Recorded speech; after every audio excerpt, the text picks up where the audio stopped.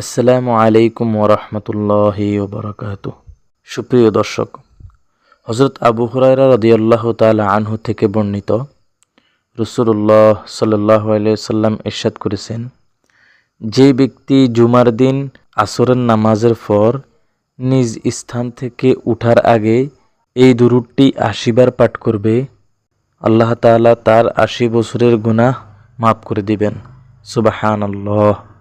দুরূদটি হচ্ছে, আল্লাহুম্মা সাল্লি আলা মুহাম্মাদিনিন নাবিয়্যিল উম্মিয়্যি ওয়া আলা আলিহি ওয়া সাল্লিম তাসলিমা।